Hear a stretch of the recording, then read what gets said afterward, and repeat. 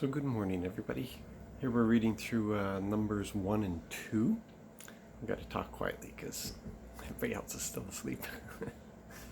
So Numbers 1 and 2. A couple things stood out for me when we read through this. First of all, Yahweh knew everybody by name. He calls out these leaders by name. So many people, and yet intimacy. That still astounds me. That with all the people that are living on the planet right now, he calls me by name. Wow.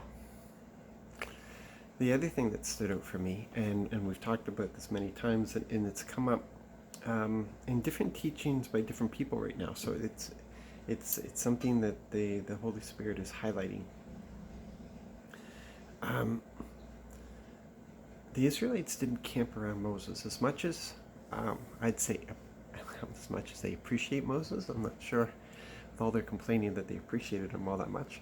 But as much as they looked to him for leadership as their go-between with God, they camped around God's presence.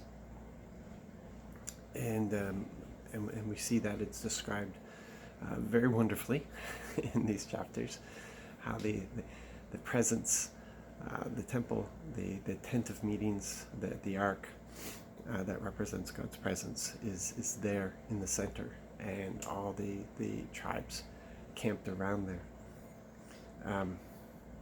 The presence of the Lord defines Israel.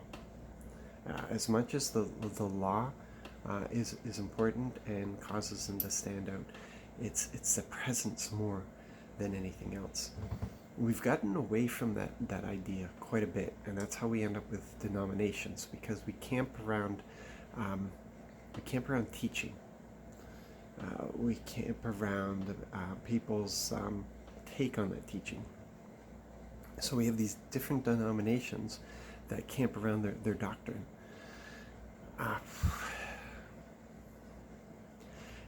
And as important as the word is, and you all know that the word is important to me, that 5 minutes of Bible reading every day is not what defines you. The fact that you walk through the day carrying the presence of the Lord is what defines you. It's everything that comes with his presence that defines you.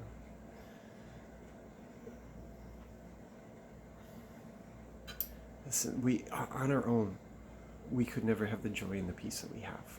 And quite often we struggle with it, even when we have the presence of the Lord. But really the reason we struggle with it is because we forget that we carry the presence of the Lord. And we can't afford to forget the very thing that is our strength, the very thing that defines us, the presence of our God, the empowering of our God, the encouragement of our God, the power of our God that pumps through us. And it's so hard when people are camped around dogma, camped around teachings that divide them from the very thing that we're supposed to be doing, our mission, which is being in relationship with people. And different takes and different understandings and lesser revelations, lesser maturity can cause us to use the word to divide us from people. But when we lean on the presence of the Lord, he defines the word for us. He explains the word for us. He gives us revelation. He gives us dreams and revelations, and people say, well, yeah, I have that, even though, I camp around the word. The word is God.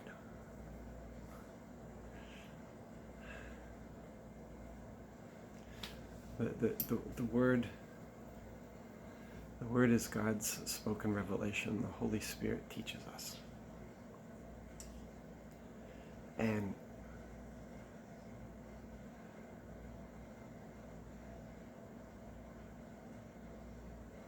And he's always with us. even when we're not aware. He empowers that word to come alive in us. He empowers us to love.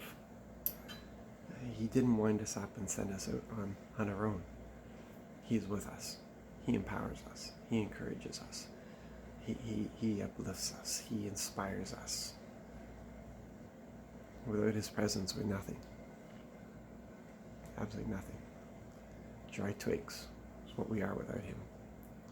That's why he warned us to stay connected. So we need to put a little more emphasis on the presence. We need to celebrate the presence. We need to have expectations from the presence. I'm going to leave that with you. I want you to explore that, discover more about it, be encouraged by it, be overwhelmed by it. Be overwhelmed by it. Be overwhelmed by the thought that the Creator of all things, the Mighty One, the Holy One, dwells in you. It's amazing stuff. You guys be blessed.